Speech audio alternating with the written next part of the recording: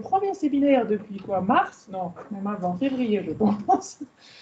Donc, on est à la fois en réel et en virtuel. Donc, juste pour ceux qui sont en virtuel, il faut absolument que vous coupiez votre micro et la caméra. Et si à la fin, vous voulez poser des questions, vous avez une petite main en bas qui permet de lever la main. Et Auriel, elle regardera sur son ordinateur et vous pourrez poser vos questions à la fin. Il faut bien sûr rallumer son micro, sinon on ne va pas entendre grand-chose. Voilà, donc aujourd'hui, on va écouter Nathalie qui va nous parler de la fugacité d'oxygène intrinsèque de la déshydratation des antigorites naturels. Et les séminaires vont durer normalement à peu près 30 minutes plutôt que 45. Voilà. Et ben, vas-y. Merci Marion. Merci à tous d'être là ou dans vos bureaux. Je suis contente de vous parler de ce sujet parce que ça fait longtemps qu'on a commencé à travailler là-dessus avec Juliette. Ça faisait partie de sa thèse.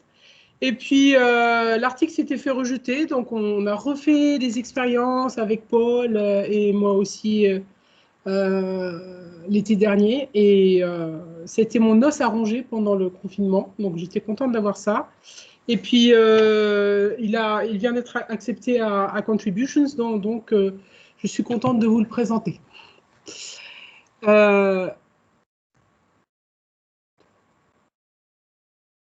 Donc, je reviens dans donc, l'eau dans la subduction, je ne vais pas vous faire un cours là-dessus. La subduction transporte de l'eau dans le manteau. Cette eau abaisse le point de fusion du coin du manteau, ce qui est à l'origine des magmas d'arc. L'antigorite joue un rôle prépondérant là-dessus, puisque c'est la phase la plus abondante, la phase hydratée la plus abondante dans le slab qui subducte, et c'est la phase, là, les serpentines sont des phases qui contiennent jusqu'à 13% d'eau, donc ce sont les plus hydratées, les plus abondantes. L'antigorite, dont on va parler en particulier ici, c'est juste la phase de haute pression de la serpentine. Donc, la question qui nous intéresse ici, c'est le rôle de la serpentine dans le redox des fluides qui sortent du slab. Donc, pourquoi la spéciation des fluides et le budget redox? Pourquoi est-ce que c'est lié? Eh bien, le redox, la spéciation des fluides, si vous voulez, si c'est H2S ou H2SO4, par exemple, c'est contrôlé par le budget redox de la roche avec laquelle il s'équilibre. Donc, on sait que le budget redox des serpentines en subduction est assez élevé. Comment est-ce qu'on mesure le budget redox? C'est juste simplement le taux de fer 3+, normalisé au taux de fer total. Donc, dans les serpentinites abyssales ou océaniques, on a jusqu'à 70% du fer qui est oxydé. Ensuite, pendant la subduction, c'est ce qu'a étudié Baptiste Debré ici pendant sa thèse. Il a travaillé sur les très beaux échantillons qu'on a dans les Alpes, où on a toute la subduction de la serpentine. Et donc, il a remarqué qu'on avait une diminution du taux de fer 3, enfin du redox des serpentiniques, jusqu'à 30% dans les chlorites à arsburgite. Donc, ces serpentinites portent un assez fort potentiel redox, et la question qu'on peut se poser, est-ce qu'il peut être transféré au coin du manteau par les fluides? Okay. Et donc, nous, en particulier, dans cette étude, on va essayer de répondre à la question un peu plus pointue, à quelle fugacité d'oxygène s'équilibrent les fluides issus de la déserpentinisation. Donc, pour ça, bien sûr, on a fait des expériences sur une antigoritite naturelle. On était parmi les premiers à travailler sur du naturel, dans une presse multi-enclume à 3 gigapascales et en fonction de la température. Donc, cette serpentine, elle est composée de 95, cette serpentinite, elle est composée de 95% d'antigorite avec un taux de fer 3 d'environ 20%, et aussi 5% de magnétite. Donc, c'est à peu près la valeur océanique, je pense. Magnétite, qui joue un rôle très important, puisqu'elle est la phase porteuse majeure du fer 3+, dans le manteau serpentinisé. Donc, la magnétite, elle se forme pendant la réaction de serpentinisation. On a olivine plus H2O donne serpentine plus magnétite plus H2. Alors, on a aussi tenu à travailler en utilisant la presse multi-enclume. Ça nous a été reproché. On nous a dit, pourquoi vous ne faites pas du piston cylindre? Bah non. Donc, l'avantage de la multi-enclume, c'est que c'est assez versatile. On peut changer tous les composants qui entourent l'échantillon. Et nous, ce qu'on tenait à faire, c'était conserver un échantillon vierge, pristine. C'est-à-dire qu'il il interagit le moins possible avec le four. Pourquoi? Parce qu'un four, c'est soit oxydant, soit réducteur. Et le four ayant un volume beaucoup plus important que l'échantillon, il a tendance à imposer la fugacité d'oxygène à l'échantillon. Donc, on ne peut pas étudier l'échantillon, en fait. Donc, on a choisi d'utiliser les fours en chromite, qui sont plutôt oxydants. Et on a aussi testé les fours en graphite, qui sont plutôt réducteurs. Et aussi, donc, afin de préserver l'échantillon, vu qu'on travaille avec des fluides et qu'il n'y a pas, la capsule étanche n'existe pas, donc on a essayé de faire des manips plutôt courtes, de 5 à 24 heures. Et on a aussi mesuré la fugacité d'oxygène donnée par le four en utilisant des senseurs de fugacité d'oxygène. Donc ici, vous avez des paragénèses typiques de la déshydratation. J'espère qu'on voit bien dans les bureaux.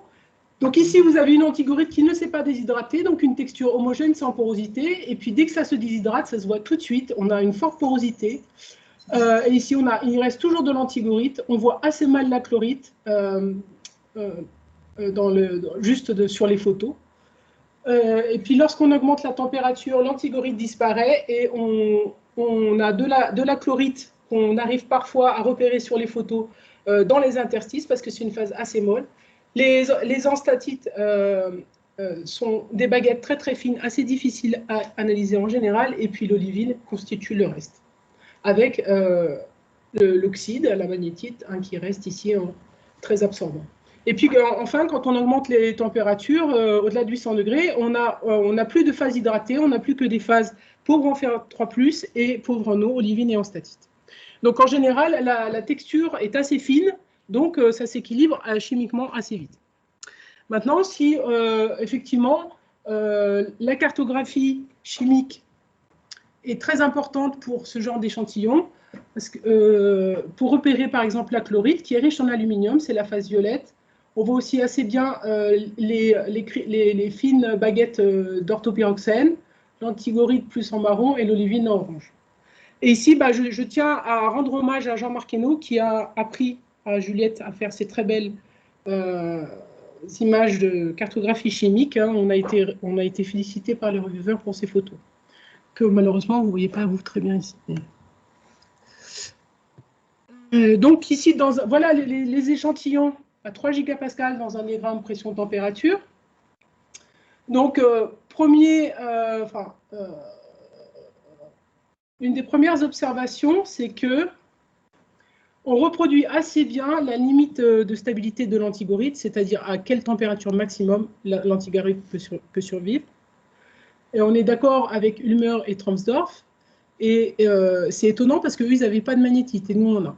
Donc, ça veut dire qu'en fait, la magnétite ne participe pas à cette réaction, en fait. C'est ça que ça voudrait dire.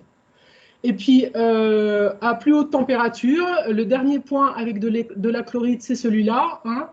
Donc, la chlorite, elle, subsiste jusqu'à 800 degrés Celsius. Alors, ce qui est nouveau, par contre, dans nos échantillons, et on ne voit pas très bien ici. Ça va. C'est la formation d'hématite sur la magnétite. Donc, on voit, la magnétite est plutôt sombre et on voit les ébrures de l'hématite qui a poussé sur l'oxyde.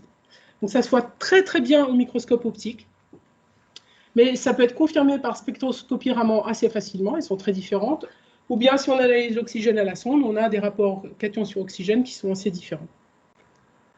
Et donc, si on reporte la présence d'hématite dans toutes nos manips, on se rend compte que l'hématite est une phase plutôt de basse température, c'est-à-dire qu'elle subsiste jusqu'à environ 800 degrés. Ce point-là, il a tous les stigmates d'un thermocouple qui n'a pas bien marché. Donc, il est plutôt, il devrait être shifté. Je devrais l'enlever, il devrait shifter là. Et Si on, les manips où on a fait, donc toutes ces manips-là, c'était des fours en chromite, plutôt oxydant, et les manips dans un four en graphite. Donc on a ici, bien sûr, à 1260, à 900 degrés Celsius, il n'y a pas d'hématite, ce qui est logique quand on regarde toutes les autres manips, puisque si l'hématite n'est pas une phase de haute température, on ne devrait pas l'avoir ici. Mais par contre, vers 700 degrés Celsius, toutes les manips en chromite ont de l'hématite, mais pas en four graphite. Donc ici, ce qu'on est en train de voir, c'est l'effet du four. Si on est dans un four graphite, on ne voit pas d'hématite. Si on est dans un four en chromite, on voit de l'hématite. Donc après, la question, c'est est-ce que c'est mon four toute la bataille avec le reviveur, c'était ça, est-ce que c'est mon four qui oxyde mes échantillons? Et donc, c'est pas intrinsèque et patati. Le diagnostic de la formation de l'hématite, en fait, on a, dans ce diagramme où je reporte le taux de magnésium dans l'enstatite en fonction du taux de magnésium dans l'olivine, puisqu'on a de l'enstatite et de l'olivine dans tous les échantillons. Et on a fait varier pas mal de paramètres expérimentaux avec Paul, on s'est bien amusé. On a enlevé la magnétite à un moment donné, on a broyé la serpentinite et puis avec un aimant, on a enlevé la magnétite. Bien sûr, on a fait varier la température et donc la stabilité des phases hydratées. On a changé de capsule. Au lieu d'utiliser de l'or palladium, on a utilisé de l'or. La capsule est importante parce que c'est elle qui assure l'imperméabilité de l'échantillon, donc qui évite qu'on ait trop de pertes en volatile. La présence ou pas de dunite en contact avec la serpentinite et le temps de chauffage.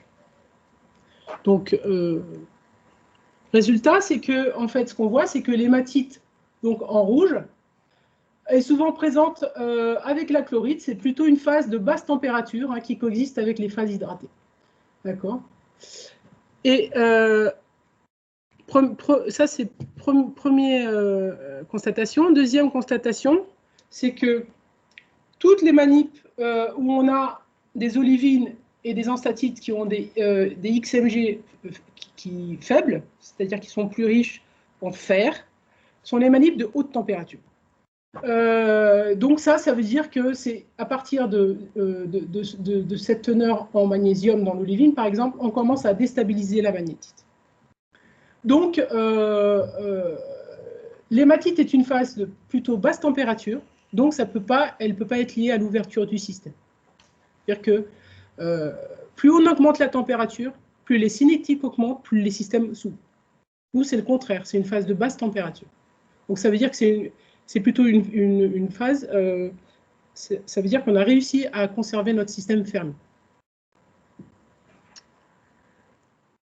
Donc, bien entendu, si on veut, on a travaillé pendant des temps courts parce qu'on voulait que notre système reste fermé. Mais en même temps, on travaille à des températures très basses. Donc, on peut nous critiquer sur l'équilibre chimique de notre système. Est-ce que nos échantillons ont eu le temps d'atteindre l'équilibre chimique? Donc, on peut regarder la composition des échantillons. On voit ici le taux d'aluminium en fonction de la température. Ce qu'on voit, c'est que les minéraux changent de composition avec la température qui augmente. Donc, ça veut dire qu'ils s'adaptent, ça veut dire qu'ils s'équilibrent. Ici, on a aussi la composition des pyroxènes. C'est la teneur en trivalent en fonction de la teneur en divalent. Et ici, la teneur en trivalent en fonction de la teneur en SI4+. Ça s'aligne très bien dans les deux cas et dans un diagramme qui signifie qu'en fait, on a une substitution de Charmax, c'est-à-dire qu'on va prendre deux aluminiums, on va mettre un dans le site du magnésium de plus et un sur le site du silicium 4+. Donc, les minéraux ont l'air à l'équilibre. Maintenant, si on regarde, c'est très difficile en fait de démontrer l'équilibre. C'est plus difficile de démontrer le déséquilibre que de démontrer l'équilibre. Donc, si on vérifie l'équilibre en utilisant le partage du fer entre olivine et orthopyroxène, ici, on a le coefficient de distribution qui est calculé comme montré ici, en fonction de la teneur en fer dans l'olivine, par exemple. On aurait pu faire l'orthopyroxène. Et ici, on avait la chance d'avoir les manips de von Seckendorf et O'Neill, qui avaient fait ça pendant des temps très longs sur des systèmes simples sans aluminium, sans eau, etc. Mais bon. Donc on voit que les coefficients de partage entre olivine et en statite, c'est à peu près 1. Ça augmente un petit peu avec le taux de fer global. Et donc ce qu'on voit, c'est que nos points noirs ici, il y en a quand même qui sortent du champ, en haut et en bas, par rapport au trend de von Seckendorf. Donc on s'est dit, on va les éliminer. On va conserver, on va rester ici dans une zone de confiance, de confort, et on va éliminer les autres points. Et ce qui est rigolo, c'est que, en fait, ce qui était contre-intuitif, c'est que ce sont les expériences de haute température qui ne sont pas à l'équilibre. C'est pas logique. Normalement, plus c'est chaud, plus ça a le temps d'aller vers l'équilibre. Or là, c'est le contraire. Et en fait, c'est normal, parce que c'est à haute température que la magnétite, qui était présente dans l'antigorite de départ, commence à se déstabiliser. En fait, et comme c'est une phase, un oxyde qui doit diffuser à l'état solide, ça prend beaucoup de temps. Donc, à partir du moment où on atteint les hautes températures, c'est là qu'on commence à déstabiliser la magnétite, et donc on a potentiellement du déséquilibre dans nos échantillons parce que les grains sont trop gros. Sinon, si toutes les autres phases néoformées, elles s'équilibrent assez rapidement, en fait.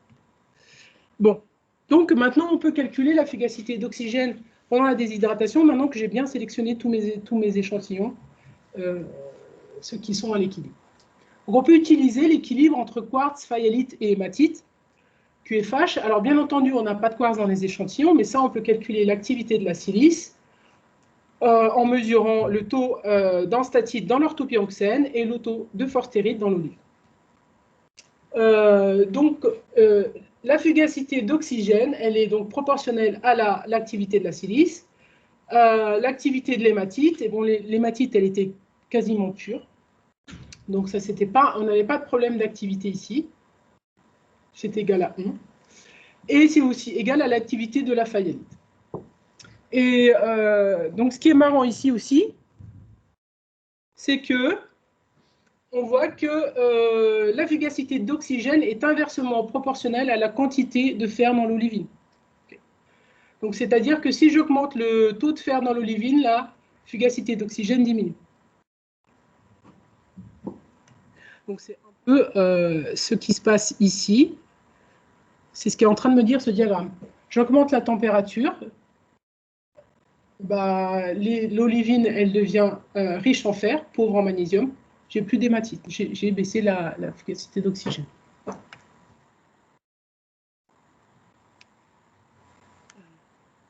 Donc, alors la plupart des gens que je connais, ils utilisent Perplex. Mais moi, je ne sais pas utiliser Perplex, donc je l'ai fait à la main. C'est ça qui m'a pris beaucoup de temps pendant le confinement, c'est de mettre tout en harmonie. Et merci Denis, parce que je ne serais pas arrivée toute seule. En harmonie pour que ce soit cohérent. Avoir une base de données qui soit cohérente. Donc, c'est la base de données de Holland et Powell, mais si tu prends 98 ou si tu prends 92 ou si tu prends 2000, ça ne marche pas pareil. Donc, le résultat de la fugacité d'oxygène lors de la déshydratation, ça, c'est les points que j'ai gardés à la fin. Et si vous avez la fugacité d'oxygène de l'échantillon, moins celle du tampon QFM, quartz, fayalite, magnétite. Donc ici, à 0, c'est QFM. D'accord ? Ici, on a le tampon hématite, magnétite. Et ici, nos échantillons qui sont au-dessus, bien entendu, puisqu'on observe de l'hématite qui pousse sur la magnétite. Et donc, on voit qu'en fonction de la température qui augmente entre 650 et 850 degrés Celsius, la fugacité d'oxygène augmente. Et puis, elle est entre 3 et 4 après déstabilisation de l'antigorite. Elle dépasse un petit peu 4 à la déstabilisation de la chlorite, et puis ensuite, elle chute. En noir aussi, ce qu'on a ici, c'est la fugacité d'oxygène du four qu'on a mesuré en utilisant un alliage de nickel-palladium. C'est-à-dire que le taux de nickel dans l'alliage a été au préalable calibré en fonction de la fugacité d'oxygène. Donc, ce qu'on voit, c'est que le four, à vide, sans échantillon, on va dire, il tamponne juste en dessous de QFM. et nos échantillons, eux, ils sont bien au-dessus de QFM+2. Donc, en fait, là, on n'a pas du tout, on n'est pas influencé par le four. On est bien en train de regarder la FO2 intrinsèque des fluides issus d'une déserpentinisation naturelle. Maintenant, on croyait qu'on était tout seul à travailler là-dessus, mais en fait, il y en a eu d'autres. Il y a Margarita Merkulova qui a fait sa thèse à peu près en même temps que Juliette. Et donc, elle trouve des fugacités d'oxygène beaucoup plus basses. Alors, c'est étrange, on a travaillé sur le même matériel, 95% d'antigorite, 5% de magnétite, on trouve des résultats très différents. Donc, en fait, c'est qu'elle a travaillé en piston-cylindre avec un four graphite réducteur et les temps de chauffe étaient de la semaine. Donc, son système était ouvert. Et d'ailleurs, la FO2 qu'elle reporte ici, c'est la fugacité d'oxygène du four. Ensuite, des données un peu plus récentes ici, c'est les données de Iacovino et al. 2020, c'est très récent, aussi en piston-cylindre, un matériel à peu près similaire au nôtre, mais alors là, les fugacités d'oxygène, là, sont beaucoup plus élevées. Pourquoi? Parce qu'elle a chauffé moins longtemps, maximum 24 heures. Et les fugacités d'oxygène ont été mesurées par un alliage nickel-palladium. Et enfin, la dernière étude sur ce sujet que je connais, c'est Piccoli, donc c'est paru l'année dernière. Donc, pour le coup, là, c'est une modélisation thermodynamique basée sur Perplex et couplée à des échantillons, basés sur l'observation d'échantillons de Cimadi-Gagnone dans les Alpes. Et donc, en fait, ils sont plus réduits que nous, mais en fait, on a quand même un peu la même tendance, c'est-à-dire que la FO2 augmente à basse température, et puis à l'approche de la déstabilisation de la chlorite, ça chute. Donc, j'ai deux observations à faire pour de ces différences.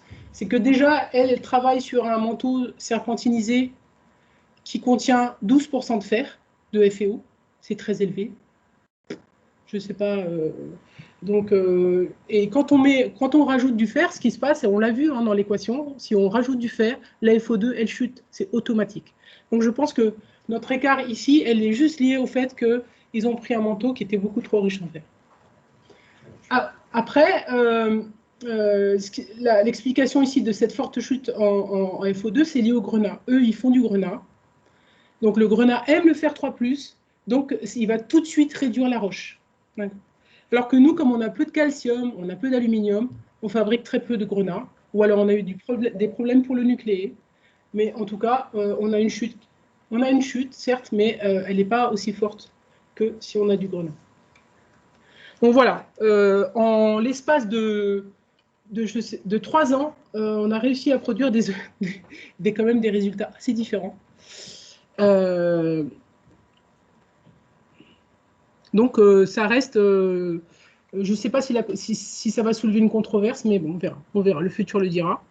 En tout cas, sans parler de fugacité d'oxygène, et si on parle que de bilan d'éléments, on essaie d'écrire des réactions et on regarde où vont les éléments. On a une déshydratation de serpentine, c'est-à-dire antigorite plus magnétite donne olivine plus enstatite plus H2O. On a ici des minéraux riches en fer 3 et là des minéraux pauvres en fer 3+. Il faut balancer l'oxygène. D'accord? Il faut libérer l'oxygène, c'est obligé. Et on peut essayer de le calculer. Si on a 5% en poids de magnétite dans la roche et que cette roche, elle va libérer 13% en poids d'H2O, c'est la teneur initiale de l'antigorite, eh ben, ça fait 12% d'oxygène dans le fluide, ce qui est impossible, c'est beaucoup trop. D'accord? La solubilité de l'oxygène dans l'eau est beaucoup plus faible que ça. Ça n'a pas été mesuré à ces conditions-là.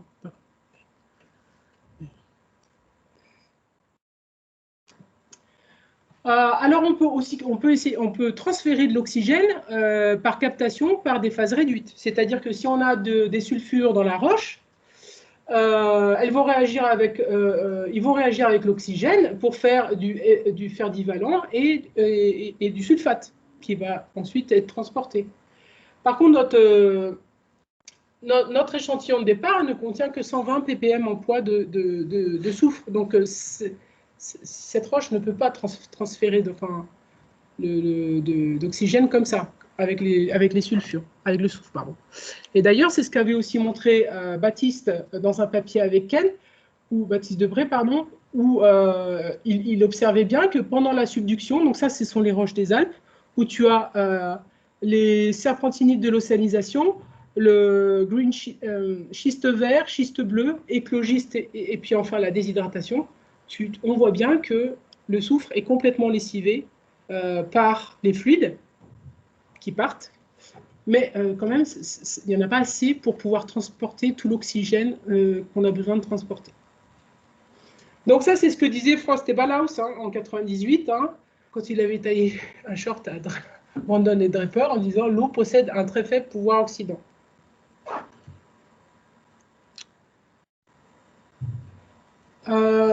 Mais Iacovino propose, dans leur article récent, un nouveau mécanisme pour transférer le redox des fluides. Un mécanisme qui était déjà connu, mais voilà, on n'y avait pas pensé, nous. Donc, c'est-à-dire que si on a des protons dans l'eau, on a toujours des protons dans l'eau. L'eau est une espèce amphotère, il y a H+, et il y a OH-, etc. Donc, on a des protons qui vont capter un électron pour faire du H2, et cet électron, il est fourni par la roche. En oxydant la roche, on arrive à donner des électrons aux protons. Et donc, c'est ce qui permet, en fait, de transférer le potentiel redox d'une roche à une autre par un fluide. Donc, en fait, ainsi, un fluide riche en protons est-il un fluide oxydant? Et donc, en conclusion, on a vu que la formation d'hématite dans nos assemblages était à l'équilibre, ce n'était pas un artefact expérimental, et que ça nous permet du coup de calculer, d'avoir un tampon, le tampon QFH, quartz, fayalite, hématite, et ça nous a permis de calculer les fugacités d'oxygène entre QFM plus 2 A plus 4 à 3 gigapascal et 600-900 degrés. Si on compare avec les roches, avec la fugacité d'oxygène des roches qui sont connues, donc ici j'ai pris ça dans Frost et McCammon, on a ici comparé à QFM les xénolithes de subduction qui sont parmi les roches les plus oxydées du manteau, et puis toutes les autres, les xénolithes du manteau continental, les massifs de péridotite et les morbes sont réduits, sont sous QFM. Donc, si on positionne nos fluides expérimentaux issus de la déserpentinisation, ils sont entre 2 et 4. Donc, ils permettraient d'expliquer un mélange entre le manteau et... un mélange entre ces fluides-là et le manteau permettrait d'expliquer l'état redox du mantle wedge, enfin, du coin du manteau. Et permettrait d'expliquer cet état redox ici. Donc voilà, une FO2 aussi élevée induira aussi l'oxydation du soufre en sulfate, alors que Piccoli dit que le soufre arrive dans le manteau, le coin du manteau réduit. Nous, on propose qu'il arrive plutôt oxydé. Et ça avait déjà été vu par les modèles numériques de Debré et Sverzinski, qu'on voulait inviter, mais qui ne peut pas venir du coup. Et de tels fluides à fort potentiel oxydant pourraient être responsables du caractère plus oxydé de la source des magmas d'arc, et donc ça va ajouter encore de la discussion. Puis je vous laisse avec des figures des instantanés un peu qui résument l'étude qu'on a faite. Nous, on voit comment, pendant la subduction, comment les fluides qui sortent sont équilibrés à des fugacités d'oxygène bien au-dessus de QFM et pas en dessous, comme disent les Piccoli. Qu'éventuellement, ça va diminuer avec la subduction, mais en tout cas, là où on a le pulse majeur d'eau, ils sont oxydés. Et puis aussi, il y a Tumiati et al. Qui a utilisé une autre approche, mais où ils utilisent justement les zones de mélange, les interfaces entre slab et manteau, et on trouve des roches très très bizarres et qui ont des taux, enfin qui montrent des degrés d'oxydation extrêmement élevés. Donc ici, on a QFM, ici, ça c'est le slab, ça serait QFM. Et plus on s'approche du manteau, et plus on a des choses qui sont extrêmement oxydées. Donc ça voudrait dire qu'il traverse dans cette interface des fluides très oxydants. Et puis j'ai fini, je vous remercie pour votre attention.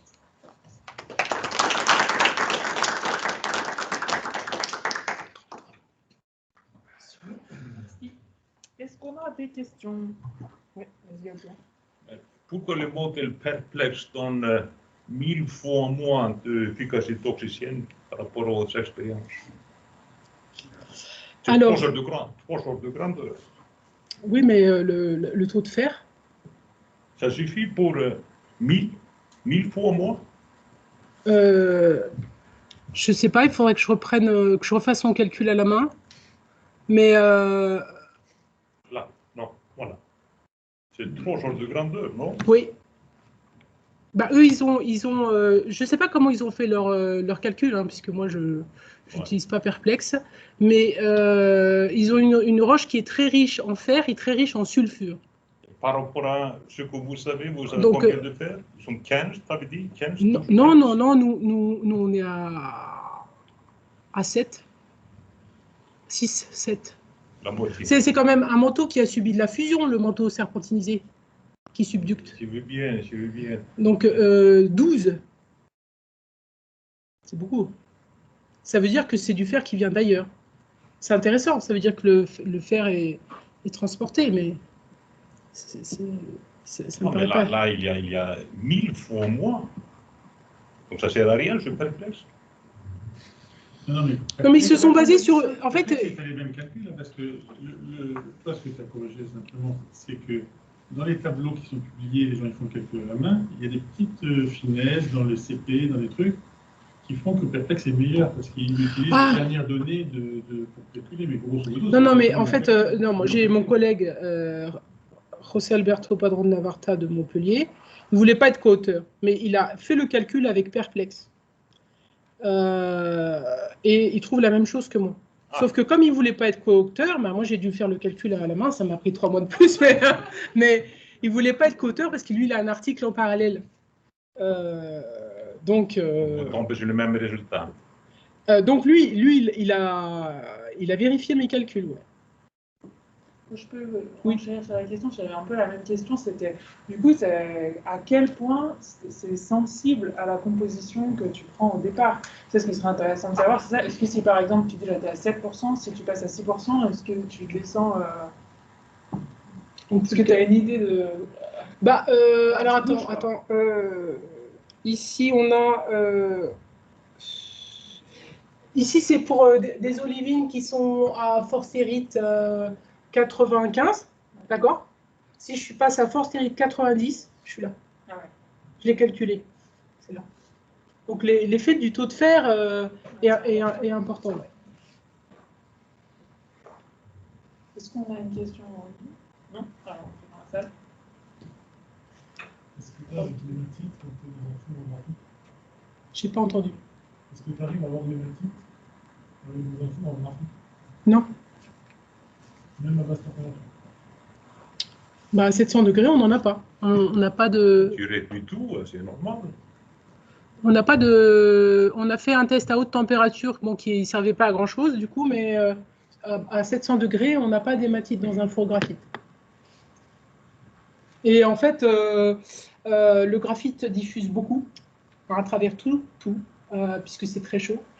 Et je pense que c'est le graphite qui réduit l'échantillon. Enfin, ce qui est proposé dans la littérature aussi, il n'y a pas que moi qui le dis.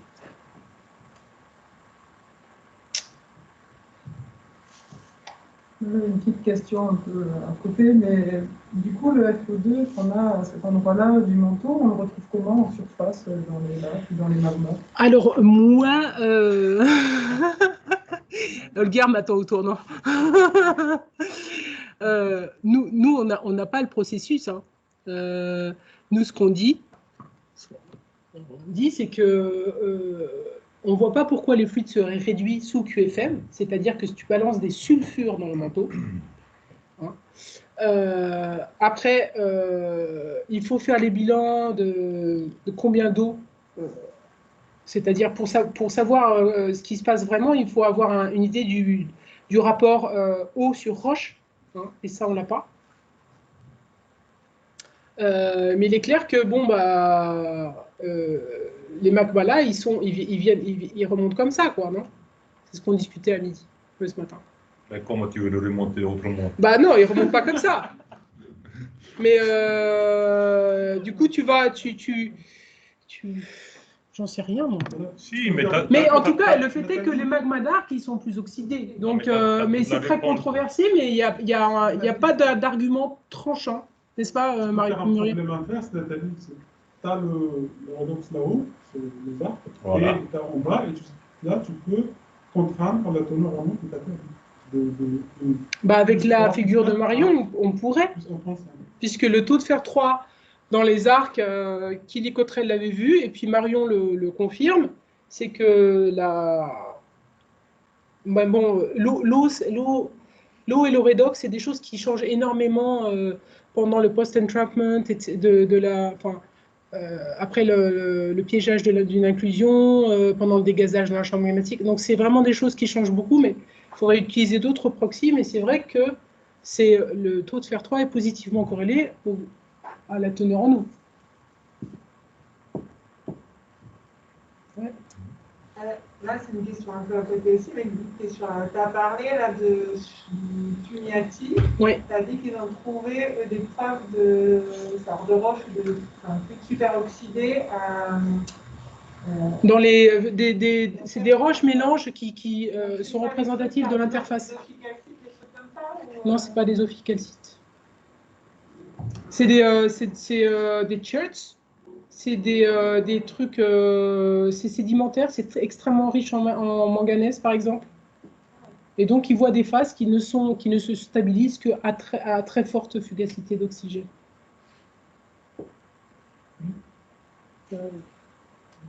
Donc, ça veut dire que si c'est des sédiments, si tu veux, c'est intéressant, parce que ça veut dire le sédiment, c'est vraiment la couche au-dessus du slab. Ça veut dire que quand même, le fluide, il arrive jusque-là, si tu veux. Donc, ça veut dire qu'il n'a pas loin à aller au manteau. Mais de là à faire le lien avec les arcs, nous, on pointe, si tu veux, voilà, c'est possible, mais on n'a pas de mécanisme.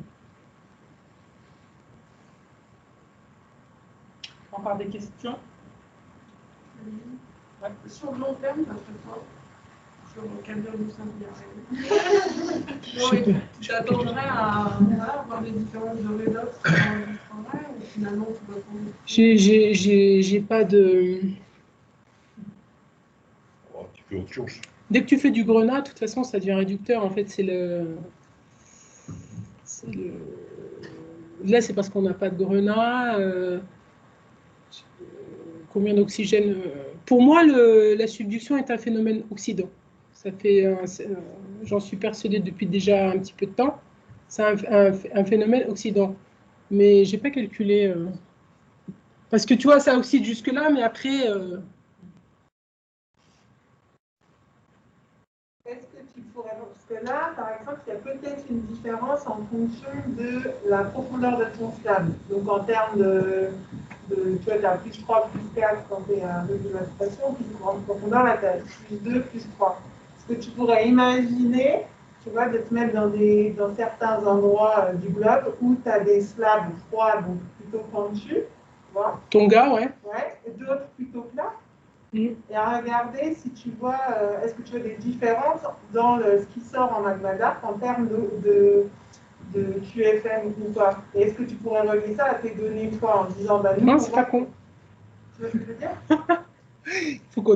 Faut qu'on regarde ça avec Muriel. Non, mais c'est super chouette, du coup, peut-être, je sais pas, moi Ouais. je sais pas. Dans ton gars, normalement, s'il est froid, donc l'antigorite, elle va être stable jusqu'à très haute pression. Donc, c'est là que tu vas avoir une influence sur le coin du manteau plus forte, je pense. Non. Ouais, d'accord. Oui, parce que tant que tu n'as pas, t'es à basse température, en fait, la fugacité d'oxygène n'est pas très élevée, en fait. Il faut vraiment que tu atteignes je sais pas, 600, 700 degrés pour que la FO2 elle augmente suffisamment. Ça, ça a été modélisé, c'est lié à l'activité de la silice et ça, des phases en présence. Donc ça, c'est sûr. Plus le slab est vieux, dans sa reproduction, plus il y a de l'eau. Parce que Mais ça dépend si c'est une dorsale lente. Oui. quand tu prends l'âge de la plaque océanique, quand elle descend, par rapport à, par exemple, Ça, c'est le papier de Bouillol et de son étudiante. excès en uranium. Pour avoir excès en uranium, tu es obligé d'oxyder l'uranium pour le libérer, sinon il n'est pas plus mobile, il est fluide. Et ça colle très bien. Tu auras la même chose probablement pour la fugacité d'oxygène. Tu peux utiliser le déséquilibre uranium-thorium comme un proxy, si tu veux. Ah, Oui. un autre proxy. Mais c'est publié il y a 20 ans. Bah ouais, mais comme moi je lis que les publiés depuis 96. Ça, c'est... Moi, je l'ai raté. Bon. Merci beaucoup. Bon, bah, merci Nathalie. Et merci à vous. La semaine prochaine, c'est toi, Émilie? Voilà, c'est Émilie qui nous parlera de la croûte continentale. Et ils vont nettoyer maintenant? Comment? Ils vont nettoyer les sièges? Oui, c'est toi, Miriam. Bah, oui, je sais pas. Oui, nettoie-les si tu veux. Merci. Merci.